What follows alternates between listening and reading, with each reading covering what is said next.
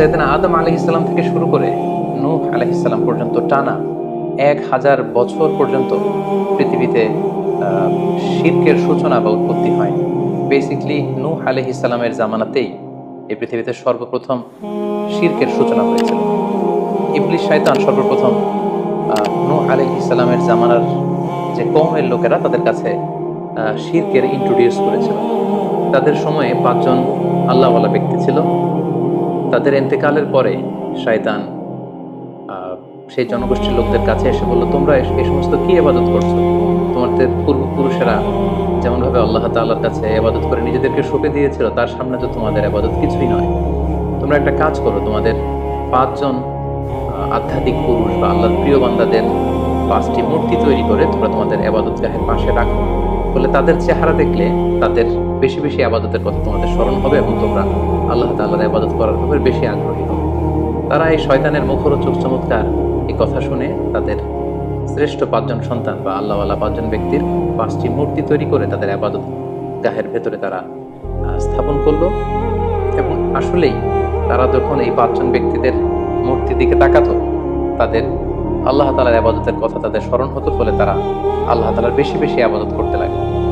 এই জেনারেশন এভাবেই বেশি বেশি আল্লাহ তাআলার ইবাদতের মধ্য দিয়ে তারা পার করতে লাগলো। কিন্তু পরবর্তী জেনারেশন যখন আসলো, শয়তান তাদের কাছে এমনভাবে কুমন্ত্রণা বা টেম্পটেশন দিল, ফলে ওই প্রজন্ম তারা আল্লাহ তাআলার এক আল্লাহর ইবাদতকে ভুলে গিয়ে এই 5 জন শ্রেষ্ঠ আল্লাহর ওয়ালির মূর্তির সামনে দাঁড়িয়ে সেখানেই তারা মানত করতে শুরু করলো এবং এক আল্লাহর ইবাদত বাদ দিয়ে সেই মূর্তিগুলোর ইবাদত শুরু করে দিল। এভাবেই সাইয়েদনা নূহ আলাইহিস সালামের জামানাতে সর্বপ্রথম শিরকের সূচনা হয়। পবিত্র কালামুল্লাহ মাজিদে আল্লাহ তাআলা এই ঘটনাটি এভাবে উল্লেখ করেছেন যে নূহ আলাইহিস সালামের জামানায় যারা নেতৃত্ব স্থানীয় ছিল, তারা সাধারণ লোকদেরকে উদ্দেশ্য করে বলতো, ওয়াকালু লা তাযারুন্না আলিহাতাকুম ওয়া লা তাযারুন্না ওয়াদ্দান ওয়া লা সুওয়া ওয়া লা ইয়াগুস ওয়া ইয়াউক ওয়া নাসরা।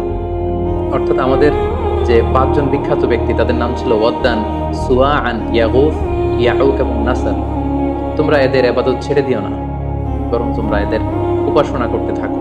ফলে এই আয়াত প্রমাণ করে যে নূহ আলাইহিস সালামের জামানাতে সর্বপ্রথম শিরকের উৎপত্তি হয়েছে। কিন্তু নূহ আলাইহিস সালাম তার জাতিগোষ্ঠীর কাছে এক আল্লাহর দাওয়াত দিয়ে যেতে লাগলেন। তিনি বলতে আরম্ভ করলেন, ইয়া কওমি ইবুদুল্লাহ মা লাকুম মিন ইলাহিন গায়রুহু আফালা তাত্তাকুন। হে আমার জাতিগোষ্ঠীর লোকেরা, হে আমার জনগোষ্ঠীর লোকেরা, তোমাদের কি হলো? তোমরা কেন এক আল্লাহর ইবাদত করছো না? তোমরা কি আল্লাহকে ভয় পাও না? এবং তিনি বললেন যে আল্লাহ তাআলা আমাকে তার বাণীবাহক হিসেবে, প্রেরিত রাসূল হিসেবে তোমাদের কাছে পাঠিয়েছেন। এই যে আমি তোমাদেরকে তাওহীদের বা এক আল্লাহর ইবাদতের দিকে দাওয়াত দিচ্ছি, এজন্য তো আমি কোনো পারিশ্রমিক তোমাদের কাছে চাচ্ছি না, বরং তোমরা যেভাবে শিরক করে যাচ্ছ, এক আল্লাহ ছাড়া মূর্তির পূজা করে যাচ্ছ, ইন্নী আখাফু আলাইকুম আযাব ইয়াউমিন আযীম, আমি তোমাদের উপর কঠিনতম আযাব আসার আশঙ্কা করছি। সো তোমরা শিরক ছেড়ে দিয়ে, মূর্তি পূজা ছেড়ে দিয়ে, পৌত্তলিকতা ছেড়ে দিয়ে এক আল্লাহ তাআলার ইবাদতের দিকে ফিরে আসো। নূহ আলাইহিস সালাম যখন তার জাতিগোষ্ঠীর লোকদের কাছে তাওহীদের দাওয়াত বা এক আল্লাহর ইবাদতের দাওয়াত দেয়া শুরু করলেন, তার জাতির লোকেরা, তার কওমের লোকেরা নানা ধরনের টাল বাহানা, অজুহাত এবং বিভিন্ন ধরনের যুক্তি তারা স্থাপন করতে শুরু করলো। তাদের প্রথম যুক্তি ছিল যে, হে নূহ, কেন আমরা তোমার দাওয়াতে সাড়া দেব? কারণ সমাজের নিম্ন শ্রেণীর লোকেরা হচ্ছে তোমার অনুসারী। আরাদিলুনা বাদিয়ার রাই ওয়ামা নারাকা ইত্তাবাআকা ইল্লা আল্লাযীনা হুম আরাদিলুনা বাদিয়ার রাই।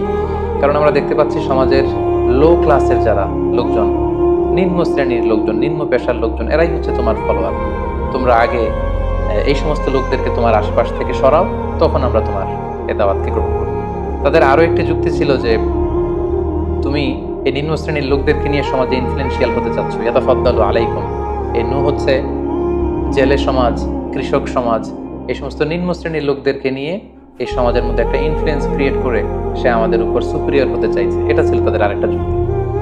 তারা আরো বলতো যে, আগে যদি এই নিম্ন শ্রেণীর লোকদেরকে তোমার কাছ থেকে তুমি তাড়িয়ে দাও, তাহলে আমরা তোমার উপর বিশ্বাস স্থাপন করতে পারি। নূহ আলাইহিস সালামের এই কথার জবাবে তিনি বলেছিলেন, ওমা আনা বিতারিদিল লাযীনা আমানু, অর্থাৎ যারা আল্লাহ তাআলার উপর বিশ্বাস স্থাপন করেছে, যদিও তারা নিম্ন শ্রেণীর হয়ে থাকে, কি করে আমি তাদেরকে তাড়িয়ে দিতে পারি? তাদের আরো একটা যুক্তি ছিল যে, তুমি আমাদের মতো মানুষ, দেখতে তো তুমি আমাদের মতো মানুষ, তুমি খাচ্ছ, যাচ্ছ, ঘুমাচ্ছ, ঘুরে বেড়াচ্ছ, বাজারে যাচ্ছ, ক্রয় বিক্রয় করছো, আমাদের মতো মানুষ হয়ে তুমি কেমন করে রাসূল হতে পারো? যে রাসূল কি করে আমরা বিশ্বাস করব? কেন আকাশ থেকে ফেরেশতারা এসে বলে দিয়ে যায় না যে তুমি রাসূল? তাহলে তো আমরা ফেরেশতাদেরকে দেখলে আমরা আস্থা পেতে পারি এবং নিশ্চিত হতে পারি যে আসলেই তুমি আল্লাহর পাঠানো রাসূল। এবং তারা পাশাপাশি আরো বলতো যে আমাদের পূর্বপুরুষরা তো এই সমস্ত মূর্তিরই পূজা করেছে, তাহলে কি তুমি বলতে চাইছো এরা ভ্রান্ত ছিল? সর্বশেষে তারা বলতে আরম্ভ করলো যে নূহ, তুমি হচ্ছে মিথ্যাবাদী, পাগল এবং ভ্রান্ত, আমরা আমাদের অবস্থানে অটল থাকি। এভাবে সাইয়েদনা নূহ আলাইহিস সালামের তাওহীদের যে দাওয়াত তিনি তার সমাজে ছড়িয়ে দিচ্ছিলেন, তারা ডিরেক্টলি এই একত্ববাদের দাওয়াতকে তারা প্রত্যাখ্যান করলো, রিজেক্ট করলো। কিন্তু নূহ আলাইহিস সালাম তিনি হাল ছাড়েননি। তিনি টানা 950 বছর তার জাতিগোষ্ঠীর লোকদের কাছে তিনি এক আল্লাহর দাওয়াত দিয়ে যেতে লাগলেন। কালামুল্লাহ মাজিদ আমাদেরকে জানাচ্ছে, ওয়ালাকাদ আরসালনা নূহান ইলা কওমিহি ফালাবিসা ফীহিম আলফা সানাতিন ইল্লা 50 আমা। তিনি 1 বছর, 2 বছর, 10 বছর, 20 বছর নয়, টানা 950 বছর তিনি লাগাতার কন্টিনিউয়াসলি তার কওমের লোকদের কাছে তিনি এই তাওহীদের দাওয়াত দিয়ে যেতে লাগলেন।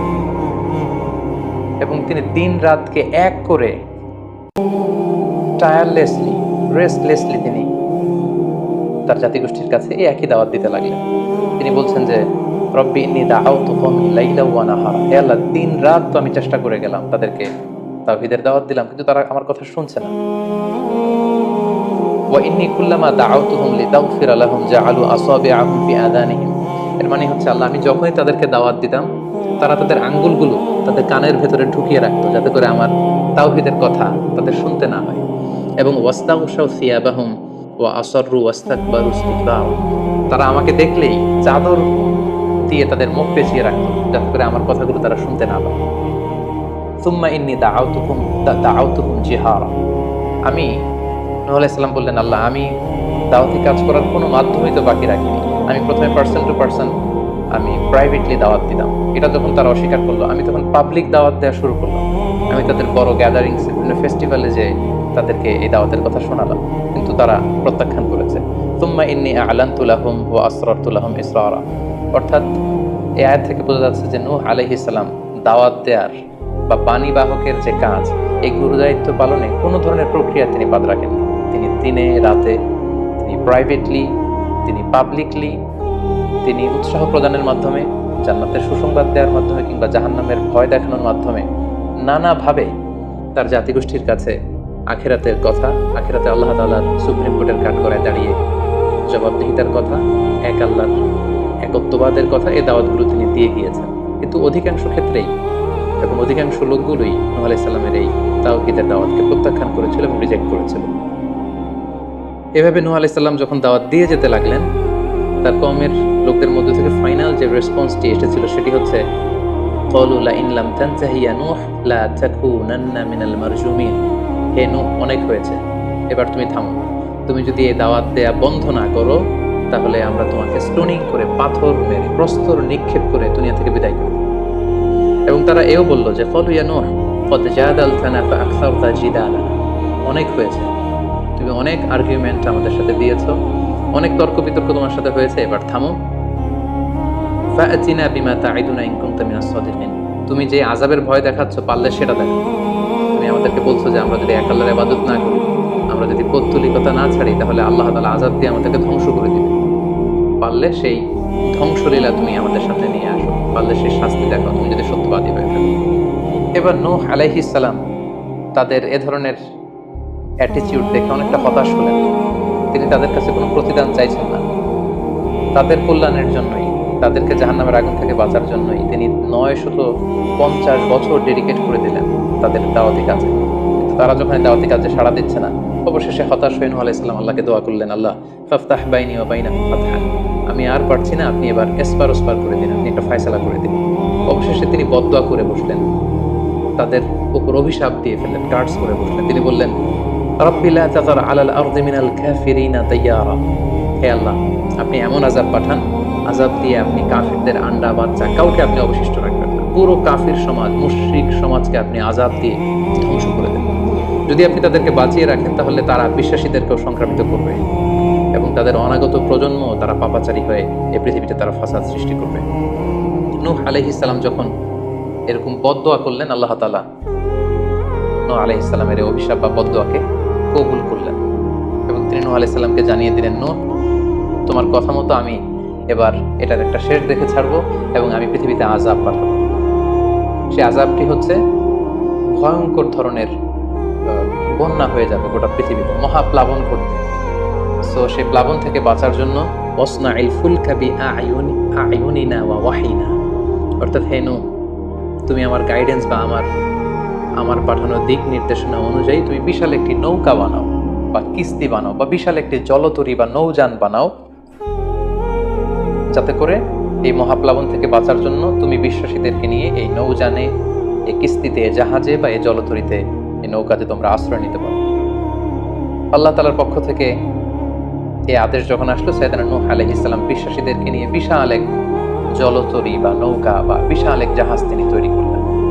নূহ আলাইহিস সালামের কওমের মুশরিক লোকেরা যখন এই জাহাজ বা নৌকা বানাতে দেখলো, তারা হাসাহাসি শুরু করে দিল। কোরআন বলছে, ওয়া কুল্লামা মাররা আলাইহি মালাউ মিন কওমিহি সাখিরু মিন, তারা যখনই নৌকা বানানো, এই কিস্তি বানানো, এই বিশাল জলতরী বানাতে দেখলো, তারা ঠাট্টা বিদ্রুপ করলো। তারা বলল, নূহ, এই মরুভূমির মাঝখানে কোথায় তুমি এই নৌকা চড়াবে? তোমরা যেহেতু নৌকা বানাচ্ছ, পারলে একটা সাগরও বানিয়ে নাও, যাতে করে তোমাদের এই নৌকাকে, এই জাহাজকে তোমরা ভাসাতে পারো। সাইয়েদনা নূহ আলাইহিস সালাম এবং বিশ্বাসীরা আল্লাহ তাআলার উপর অটল থেকে আল্লাহ তাআলার দেয়া দিক নির্দেশনা অনুযায়ী তারা বিশাল নৌকা তৈরি করে ফেললেন। এ পর্যায়ে আল্লাহ তাআলা নূহ আলাইহিস সালামকে জানালেন যে মহাপ্লাবনের জন্য নূহ তুমি অপেক্ষা করতে থাকো, এবং এই প্লাবনটা হবে 40 দিন লম্বা, 40 days long, and the entire world will be drastically flooded. গোটা বিশ্বের এমন কোনো জায়গা থাকবে না, আনাচে কানাচে গোটা বিশ্বটা এই মহাপ্লাবনের আওতায় এসে পৃথিবীর সব প্রাণীগুলো মারা যাবে। সো তুমি কি করে বুঝবে যে আমি কখন এই মহাপ্লাবন পৃথিবীতে দিচ্ছি? সেটার একটা সাইন হচ্ছে, তুমি যখন চুলার ভেতর থেকে ফুরফুর করে, কলকল করে পানি বেরোতে দেখবে, তখনই বুঝবে যে সে টাইমটা চলে এসেছে। তখন তুমি হাত্তা ইদা জা আমরুনা ওয়া ফারাতান নূর, চুলার ভেতর থেকে আগুনের পরবর্তীতে, আগুনের বিপরীতে পানি ছুটতে আরম্ভ করবে, তখনই বুঝবে যে সে সময়টা চলে এসেছে, মহাপ্লাবনের সময়টা একেবারে ঘনিয়ে এসেছে। কুল নাহমিল ফিহা মিন কুল্লি যাওজাইনি ইসনাইন, তখন তুমি সমস্ত বিশ্বাসী বান্দাবান্দীদেরকে, যারা তোমার ফলোয়ার, যারা একত্ববাদী বিশ্বাসী, তাদেরকে নিয়ে সেই নৌকায় তুমি আরোহণ করবে, এবং প্রতিটি প্রাণী থেকে জোড়ায় জোড়ায়, অর্থাৎ ম্যাসকুলিন অ্যান্ড ফেমিনিন, নারী পুরুষ জোড়ায় জোড়ায় তুমি নিয়ে সেই নৌকাতে আরোহণ করবে। কারণ এই মহাপ্লাবনটা এত ভয়ঙ্কর মহাপ্লাবন হবে, ফলে পৃথিবীতে কেউ বেঁচে থাকবে না, এবং তোমরাই হবে নেক্সট জেনারেশন, এবং তোমাদের থেকে পৃথিবী আবার নতুন করে সভ্যতা বিনির্মিত হবে, এবং তোমাদের থেকে নতুন করে পৃথিবীর সব প্রাণীগুলো আবার নতুন করে বংশবিস্তার শুরু হবে। আল্লাহ তাআলার এই গাইডেন্স অনুযায়ী নূহ আলাইহিস সালাম অপেক্ষা করতে লাগলেন যে কখন চুলার ভেতর থেকে কলকল করে পানি বেরোবে। হঠাৎ করে তিনি একদিন দেখতে পেলেন যে চুলার ভেতর থেকে পানি বেরোচ্ছে। তিনি সমস্ত বিশ্বাসীদেরকে নিয়ে এবং বিভিন্ন প্রাণীকুল থেকে জোড়ায় জোড়ায় নারী পুরুষ দুই ধরনের জেন্ডারকে একত্রিত করে নিয়ে তিনি আল্লাহ তাআলার নামে সেই নৌকার মধ্যে আরোহণ করলেন। এবং আল্লাহ বললেন, ওয়াকাল আরকাবু ফিহা বিসমিল্লাহি মাজরিহা ওয়া মুরসাহা ইন্না রাব্বি লাগফুরুর রহিম। আল্লাহ বললেন, তোমরা যখন আরোহণ করবে, তোমরা আল্লাহর নামে আরোহণ করবে, অর্থাৎ বিসমিল্লাহ বলে আরোহণ করবে, কারণ তোমাদের এই নৌকার, এই জাহাজের গতি এবং স্থিতি এটা হবে আল্লাহর নামে। এটার সেইলিং বা অ্যাঙ্করিং, এটার পানির উপরে ভেসে চলা এবং এটার নোঙর ভেরানো, সবটাই হবে আল্লাহ তাআলার নামে। এবং আল্লাহ তাআলার আদেশ অনুযায়ী নূহ আলাইহিস সালাম সবাইকে নিয়ে সেই নৌকায় আশ্রয় নিলেন। কোরআন আমাদেরকে জানাচ্ছে, ওহিয়া তাজরি বিহিম ফি মাউজিন কাল জিবাল, গোটা বিশ্বব্যাপী এমন ভয়ঙ্কর ভাবে আকাশ থেকে ঝুম বৃষ্টি নাজিল হলো, জমিন তার ভেতরে থাকা পানিগুলোকে উপরে উত্তীর্ণ করে দিতে লাগলো, উপর থেকে পানি, নিচ থেকে পানি, ফলে গোটা বিশ্বে এক মহাপ্লাবনের পরিস্থিতি তৈরি হলো। এবং সেই ভয়ঙ্কর প্লাবনের মধ্যে, সেই ঝড় ঝাপটার মধ্যে, সেই পানির মধ্যে নূহ আলাইহিস সালামের সেই কিস্তি বা সেই জলতরী বা সেই নৌকা ভাসতে লাগলো। কোরআন বলছে যে ফি মাউজিন কাল জিবাল, বিশাল পাহাড় সম ঢেউয়ের মধ্যে নূহ আলাইহিস সালামের তরী আল্লাহর নামে ভাসতে আরম্ভ করলো, এবং আল্লাহর নামে নূহ আলাইহিস সালাম সেই তরী ভাসিয়ে দিলেন। 40 দিন এই বন্যাটা কন্টিনিউ করেছে, এবং 40 দিনের এই সময়ে মহাপ্লাবনে যত কাফির, মুশরিক এবং নূহ আলাইহিস সালামের সময়কালের যত মুশরিক এবং অবাধ্য লোকেরা ছিল, সবাইকে আল্লাহ তাআলা এই বন্যার মাধ্যমে ধ্বংস করেছেন। 40 দিন পর আল্লাহ তাআলা আদেশ করলেন, ইয়া আরদু বুলাঈ মাআকি ওয়া ইয়া সামাউ আকলিঈ, অর্থাৎ হে আকাশ, তুমি বৃষ্টি বর্ষণ করা এবার স্টপ করো, এবার বন্ধ করো। এবং জমিনকে বললেন, জমিন, তুমি যে মাটির ভেতর থেকে পানি বের করছিলে, এই পানি বের করা বন্ধ করে তুমি ভূপৃষ্ঠের উপরে থাকা পানিগুলোকে গিলে ফেলো। ওয়াকিদল মা, ফলে আল্লাহ তাআলার আদেশের সাথে সাথে পানি বর্ষণ এবং পানি জমিনের ভেতর থেকে বের হয়, এটা বন্ধ হলো। ওয়াস্তাওয়াত আলাল জুদি, নূহ আলাইহিস সালামের এই বিশাল জলতরী বা কিস্তি বা নৌকা জুদি পাহাড়ে যেয়ে থামে। জুদি পাহাড়ে এই তরীর নোঙর ভিড়। এখন জুদি পাহাড়টা কোথায়? কিছু কিছু ঐতিহাসিকরা বলেছেন যে ইরাকের মোসেল শহরে একটি বিশাল মাউন্টেন রেঞ্জ রয়েছে, সেই পাহাড়ের একটা অংশের নাম হচ্ছে জুদি পাহাড়। কোনো কোনো ঐতিহাসিকগণ বলেছেন এই জুদি পাহাড়টি আর্মেনিয়াতে অবস্থিত। অনেক ঐতিহাসিকগণ মত প্রকাশ করেছেন যে এটি ইরাকেও নয়, এটি আর্মেনিয়াতেও নয়, বরং এটি তুরস্কের একটি পাহাড়। এবং তারা বিশাল বড় একটি নৌকার খণ্ড দিয়ে ঐতিহাসিকভাবে অনেকে প্রমাণ করতে চেয়েছেন যে নূহ আলাইহিস সালামের সেই কিস্তির কিছু অংশ আজও সেই পাহাড়ের মধ্যে রয়ে গিয়েছে। সেই জুদি পাহাড়ে যখন এই নৌকাটি ভিড়ল, আল্লাহ তাআলা তখন নূহ আলাইহিস সালামকে আদেশ করলেন, ইহবিতু বিসালামিন মিন্না, তুমি এবার শান্তির সাথে সেফলি সাউন্ডলি তুমি এবার সেই জুদি পাহাড়ে তোমরা নামো। ওয়া বারাকাতিন আলাইক, তোমাদের উপর আমার পক্ষ থেকে বারাকা ব্লেসিং থাকবে। ওয়া আলা উমামিন মিম্মান মাআক, এবং তোমার সাথে যারাই আছে সবার জন্য আমার পক্ষ থেকে ব্লেসিং থাকবে। এই বিশাল মহাপ্লাবন থেকে যে আমি তোমাদেরকে বাঁচিয়ে দিয়েছি, শুকরিয়া স্বরূপ তোমরা সবাই পড়ো আলহামদুলিল্লাহ। ফাকুল আলহামদুলিল্লাহ। কোরআন বলছে যে তারা সবাই আল্লাহর প্রশংসা করে সেখান থেকে নেমে আসলো এবং নূহ আলাইহিস সালামকে আল্লাহ তাআলা শিখিয়ে দিলেন, নূহ এবার তুমি পড়ো রব্বি আনজিলনি মুনসালান মুবারাকান ওয়া আনতা খায়রুল মুনসিলিন, অর্থাৎ হে আল্লাহ আপনি এমন জায়গায় আমাদেরকে অবতরণ করুন যে জায়গাটা আমাদের জন্য কল্যাণকর, কারণ আপনি তো উত্তম অবতরণকারী। ফলে নূহ আলাইহিস সালামের সাথে যারা ছিল বিশ্বাসীরা, তারা এবং তার সাথে প্রাণীকুলের মধ্য থেকে যারা ছিল সবাইকে নিয়ে নূহ আলাইহিস সালাম এই জমিনে বন্যা পরবর্তী মহাপ্লাবন পরবর্তী সময়ে তিনি সবাইকে নিয়ে এই জমিনের মধ্যে আবার নেমে আসলেন। ফলে ঠিক ওই সময়টাতে পৃথিবীতে আর কোনো কাফের, কোনো মুশরিক, কোনো পৌত্তলিক ছিল না, বরং তখন এটা ছিল, it was very fresh and pure monotheist generation, একত্ববাদী একটা প্রজন্ম। ফলে এখানে ঠিক ওই সময়টাতে পৃথিবীতে আর কোনো কাফের, মুশরিক আর ছিল না।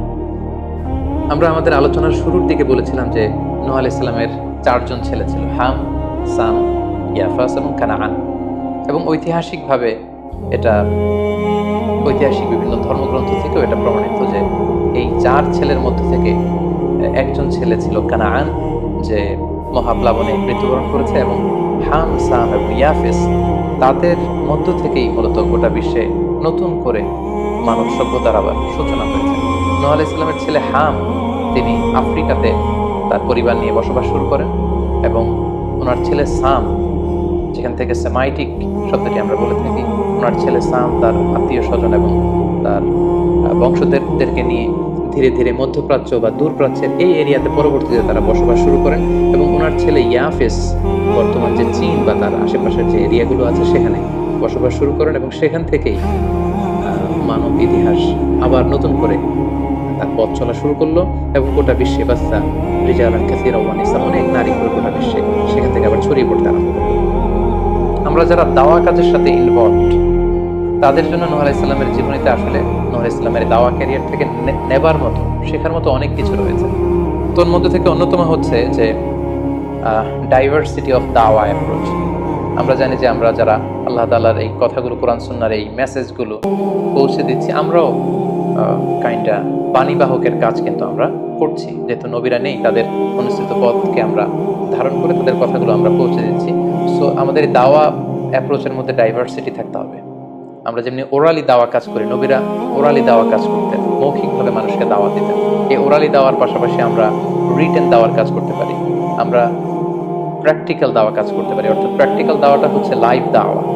আমার কথা দেখে, আমার আচরণ দেখে, আমার ডিলিংস দেখে মানুষ ইসলামের সৌন্দর্যের প্রতি আকৃষ্ট হবে, এবং এটা খুবই ফলপ্রসূ একটা দাওয়া সিস্টেম। সো আমরা যদি নূহ আলাইহিস সালামের জীবনের দিকে তাকাই, তাহলে দেখবো উনি অনেকভাবে এই দাওয়া কাজ করেছেন। উনি প্রথম পার্সন টু পার্সন টার্গেট করে তাকে একা একা বোঝেন। এটা যখন কাজ না করতো, প্রাইভেট দাওয়া থেকে উনি পরে সুইচ করলেন পাবলিক দাওয়াতে। কোরআন আমাদেরকে জানিয়েছে যে তার কওমের বিভিন্ন ফেস্টিভ্যালগুলোতে, সেখানকার বিভিন্ন পাবলিক গ্যাদারিংসগুলোতে, সেখানকার বিভিন্ন ক্লাবগুলোতে তিনি যে এক আল্লাহর দাওয়া তিনি সেখানে পেশ করেছেন। পাশাপাশি নূহ আলাইহিস সালাম তার সময়ের সম্ভ্রান্ত ব্যক্তিবর্গ যারা, তাদেরকে স্পেশালি তিনি দাওয়া কাজের আওতায় নিয়ে এসেছেন। এলিট সোসাইটি যারা, আমরা যদি আল্লাহ রাসূল সাল্লাল্লাহু আলাইহি ওয়াসাল্লামের দাওয়া অ্যাক্টিভিটির দিকে তাকাই, তাহলে দেখবো যে উনিও কিন্তু সানাদিদে কুরাইশ কুরাইশের যারা লিডার শ্রেণী ছিল, গণ্যমান্য ব্যক্তিবর্গ ছিল, তাদেরকে তিনি স্পেশালি দাওয়া কাজ করতেন তাদের সাথে। কারণ আমরা জানি যে একটা সমাজের লিডার যদি ইসলামের পথে আসে, ফলে তার যে লক্ষ লক্ষ ফলোয়ার থাকবে তারাও তার দ্বারা ইনফ্লুয়েন্স হয়ে তারাও ইসলামের পথে চলে আসবে। এবং আল্লাহ রাসূল সাল্লাল্লাহু আলাইহি ওয়াসাল্লামের জীবনীতে আমরা দেখেছি যে কোনো গোষ্ঠীর বা কোনো কওমের বা কোনো ট্রাইবের গোত্র প্রধান যখন কালিমা পড়ে মুসলমান হয়েছে, তার দেখা দেখি গোত্রের সকল নারী পুরুষ তারা মুসলমান হয়ে গেছে। নূহ আলাইহিস সালামের এই জীবন কাহিনী থেকে আমরা আরো একটি বিষয় শিখতে পারি, সেটি হচ্ছে দাওয়া কাজে কখনো হতাশ হওয়া যাবে না, নিরাশ হওয়া যাবে না এবং হাল ছাড়া যাবে না, বরং ভরসা রাখতে হবে আল্লাহর উপর। কারণ আমরা কয় বছর দাওয়া কাজ করে যাচ্ছি, আমরা কতটুকু এফোর্ট দিয়েছি, আমরা কতটুকু টাইম স্পেন্ড করেছি, আমরা কতটুকু স্যাক্রিফাইস করেছি। আমরা যদি নূহ আলাইহিস সালামের জীবনের দিকে তাকাই, তাহলে দেখবো যে তিনি টানা 950 বছর টানা লাগাতার তিনি তার জাতিগোষ্ঠীর কাছে দাওয়াতি কাজ করেছেন, কিন্তু তিনি নিরাশ হননি, হতাশ হননি, হাল ছেড়ে দেননি, তিনি ভরসা রেখেছিলেন আল্লাহ তাআলার উপর। সো আমরা যারা দাওয়া কাজ করছি, আমরা ইনস্ট্যান্ট ফলাফলের জন্য যেন বসে না থাকি, আমরা আমাদের দায়িত্ব পালন করি। নূহ আলাইহিস সালামের এই স্টোরি থেকে আমরা আরো একটি বিষয় শিখতে পারি, সেটা হচ্ছে আমাদের কাজ হচ্ছে ইফোর্ট দেয়া, বাট এটার কমপ্লিশন, এটার রেজাল্ট আসবে আল্লাহ তাআলার পক্ষ থেকে। আরবিতে বলা হয় যে আস-সা'য়ু মিন্না ওয়াল ইতমামু মিনাল্লাহ, প্রচেষ্টা করার মালিক আমরা, সফলতা দেওয়ার মালিক হচ্ছেন আল্লাহ। আমি অনেক দাওয়াতি কাজ করছি, কিন্তু আমার দাওয়াতি কাজে কেউ সাড়া দিচ্ছে না, কেউ রেসপন্স করছে না, আমার দাওয়াতি কাজে কেউ ইসলামের প্রতি আকৃষ্ট হচ্ছে না, ইট ডাজন্ট মিন দ্যাট আমি একজন ব্যর্থ দায়ী, না, এটা কখনোই না। বরং আমি সিনসিয়ারিটির সাথে আমার সর্বোচ্চ প্রচেষ্টাটুকু আমি করছি কিনা, সেটাই হচ্ছে দেখার বিষয়। আমার কত ফলোয়ার, আমার ডাকে কত মানুষ সাড়া দিল, এটা দেখার বিষয় না, বরং আমি আমার রোলটা প্লে করতে পারছি কিনা সিনসিয়ারিটির সাথে, এটা হচ্ছে দেখার বিষয়। এর কারণ হচ্ছে আল্লাহর হাবিব সাল্লাল্লাহু আলাইহি ওয়াসাল্লাম বলেছেন, কিয়ামতের দিন অনেক নবী দাঁড়াবে যাদের ফলোয়ার হচ্ছে হাতে গোনা অল্প কয়েকজন, মানে অল্প কয়েকজন ঈমান এনেছিল। পৃথিবীতে অনেক নবী ছিল, তারা কিয়ামতের দিন দাঁড়াবে, তার বিশ্বাসী উম্মতের সংখ্যা হচ্ছে মাত্র 2 জন।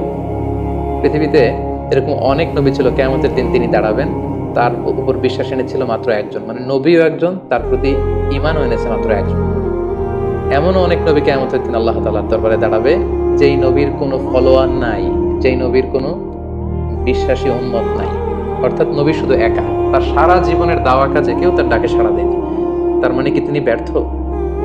না, কখনো না। তিনি তার দায়িত্বটুকু পালন করেছেন, এজন্য তিনি আল্লাহ তাআলার দরবারে তিনি সফল। সো কে আপনার ডাকে সাড়া দিবে, কে ইসলামের পথে আসবে, এটা আমাদের দেখার বিষয় না। আমাদের দেখার বিষয় হচ্ছে আমরা আমাদের দায়িত্বটুকু পালন করেছি কিনা, আমরা কোরআনের ইসলামের সুন্দর বিউটিফুল মেসেজগুলো আমরা পৌঁছে যেতে পেরেছি কিনা, that should be hour concern. সেটাই হচ্ছে আমাদের দায়িত্ব। সূরা হুদে নূহ আলাইহিস সালামের ফলোয়ার কত ছিল এ ব্যাপারে আমরা জানতে পারি। আল্লাহ তাআলা বলছেন, ওয়ামা আমানা মাআহু ইল্লা কালিল, মানে নূহ আলাইহিস সালামের জাতিগোষ্ঠীর হাতে গোনা অল্প কিছু লোক ছাড়া তার প্রতি অন্যান্যরা ঈমান আনেনি। এই অল্প কিছু লোক, তাদের সংখ্যা কত? তাফসীর ইবনে কাসীরে এসেছে, সাইয়েদনা ইবনে আব্বাস বলেন যে কানু 80 নাফসান মিনহুম নিসাউহুম, নারী পুরুষ মিলিয়ে 80 জন। Could you imagine that? 950 বছরের দাওয়াতি ক্যারিয়ারে ওনার পরিমাণ এনেছে মাত্র 80 জন। তার মানে প্রতি 100 বছরে অন অ্যান অ্যাভারেজ 10 জন ওনার পরিমাণ আনেনি, কিন্তু উনি হচ্ছেন উলুল আজমি মিনার রসুল। এই মহাবিশ্বের 5 জন শ্রেষ্ঠতম নবীদের মধ্যে থেকে তিনি হচ্ছেন অন্যতম। তো আমাদেরকে দেখতে হবে আমরা আমাদের দায়িত্বটুকু পালন করছি কিনা, কতজন আমাদের ডাকে সাড়া দিল, কতজন আমাদের ফলোয়ার হলো, কতজন ইসলামের মধ্যে আসলো কি আসলো না, সেটা আল্লাহ তাআলা নির্ধারণ করবেন। নূহ আলাইহিস সালামের জীবনী থেকে আমরা আরো যে শিক্ষাটি পাই, এবং এটি খুবই গুরুত্বপূর্ণ একটি লেসন, সেটা হচ্ছে হিদায়া অনলি বিলংস টু আল্লাহ। হেদায়েতের মালিক হচ্ছেন Allah. Canaan and the wife of Nuh for example, যেমন নূহ আলাইহিস সালামের ছেলে কানাআন কিংবা তার স্ত্রী, তারা কিন্তু নূহ আলাইহিস সালামের প্রতি ঈমান আনে। তার মানে বাবা নবী হয়ে অনেক সময় ছেলে ঈমান আনতে পারেনি, তার ভাগ্যে সেটা জোটেনি। নূহ আলাইহিস সালাম নবী ছিলেন, কিন্তু তার স্ত্রী তার প্রতি ঈমান আনেনি। এজন্য আল্লাহ তাআলা বলছেন, ইন্নাকা লা তাহদি মান আহবাবতা ওয়ালাকিন্নাল্লাহা ইয়াহদি মান ইয়াশা। হে নবী, আপনি যাকে চান তাকে আপনি হেদায়েত দিতে পারবেন না, কারণ হেদায়েত দেওয়ার মালিক আপনি নন।